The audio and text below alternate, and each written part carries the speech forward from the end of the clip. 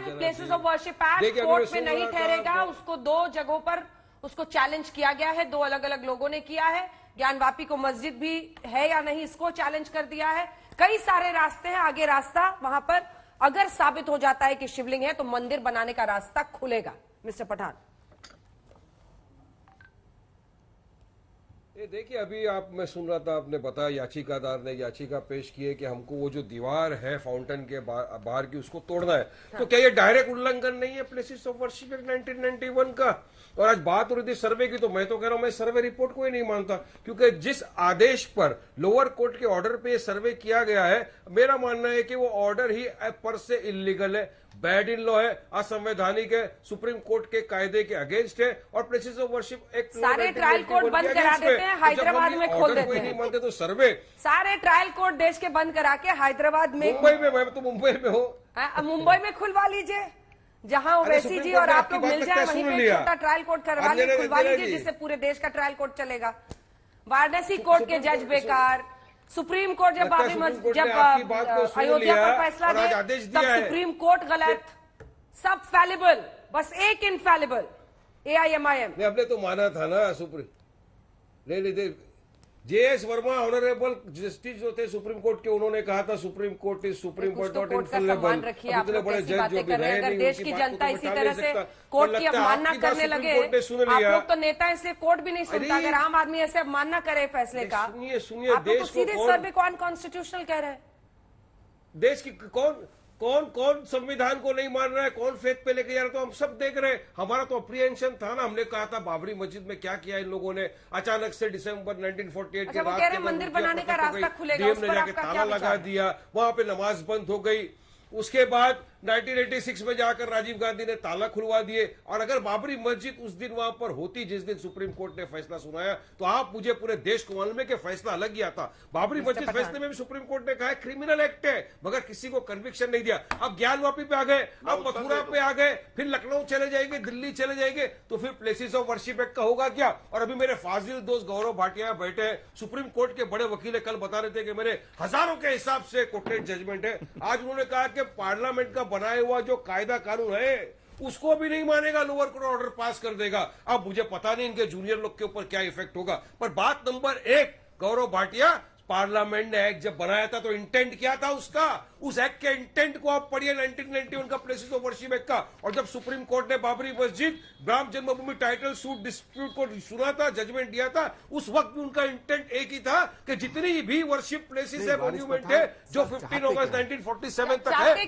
वो आप कैरेक्टर और नेचर टच नहीं कर सकते, चेंज नहीं कर सकते। ये इंटेंट था, पार्लियामेंट का। आपके इंटेंशन तो हम समझ गए, आपका आप क्या हम चाहते हैं कि जो कायदा कानून है पार्लियामेंट का उसका पालन किया जाए, प्लेसेस ऑफ वर्शिप एक्ट का पालन किया जाए, और जो भी जगह जिस तरह है उसको टैक्स नहीं करा जाए, जैसा था स्टेटस को मेंटेन उसी तरह रखा जाए। जहां नमाज हो रही थी वहां पे नमाज पढ़ी जाए। सुप्रीम कोर्ट ने कहा ना 20 आदमी नहीं, जितने आदमी चाहे वहां पे नमाज पढ़ सकते हैं। और नमाज का हमारा एसेंशियल प्रैक्टिस है, हम पहला वजू करते हैं एबुल्यूशन, उसके बाद नमाज पढ़ते हैं, वजू की इजाजत दी जाए। और अभी आचार्य प्रमोद जी ने कहा ताजमहल का जजमेंट है, ताजमहल तेजू महल नहीं, ताजमहल है, वो एक मकबरा है, मंदिर नहीं है। ASI का रिपोर्ट है। मेरी आस्था तो साफ है, फ्रीडम ऑफ सामने वाले अपने आस्थे पर सब्र रखें, जो उसने मस्जिद थी, जो उसने सालों दर साल रखा है, कयामत तक रहेगी इंशाअल्लाह ताला।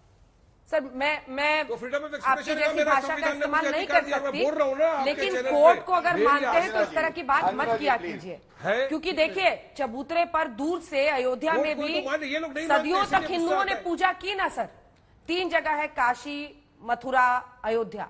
चबूतरे पर इतनी दूर से पूजा करते रहे, चाहे वो काशी हो चाहे मथुरा हो, मस्जिद की दीवार को छूकर आ जाते हैं।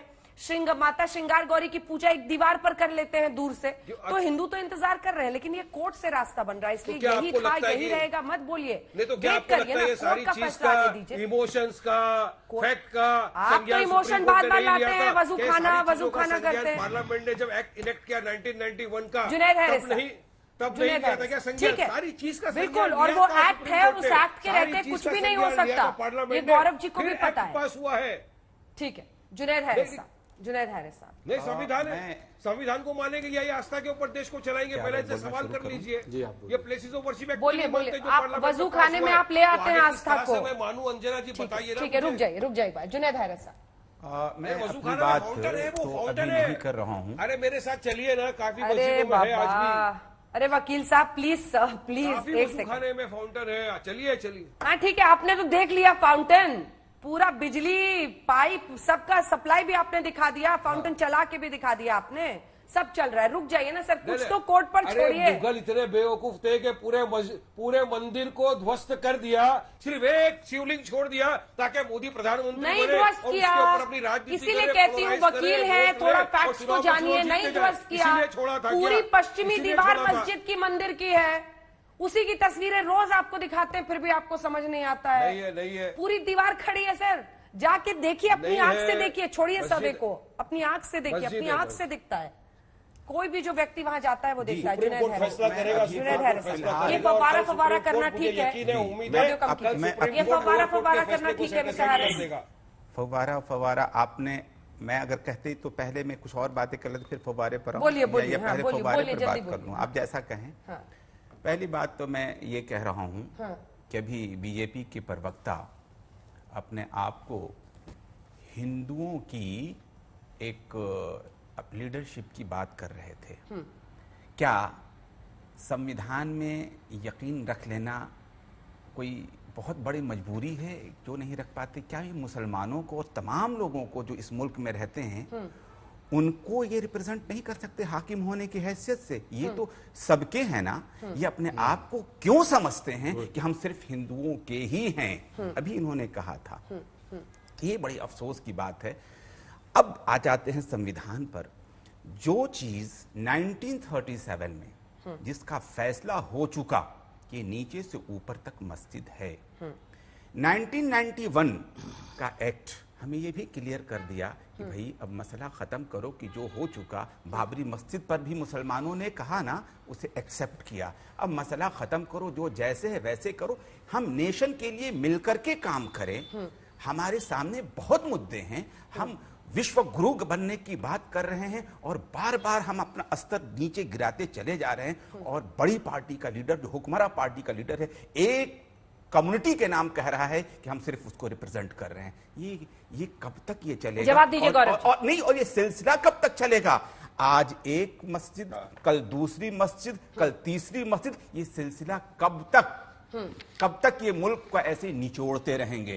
कब तक ये संविधान के अकॉर्डिंग जिंदगी गुजारने की बात नहीं करेंगे? कब तक हिंदू मुस्लिम एकता की जिस अप्रोच को लेकर के हमारा संविधान बना था उसके अकॉर्डिंग चलने की बात नहीं करेंगे?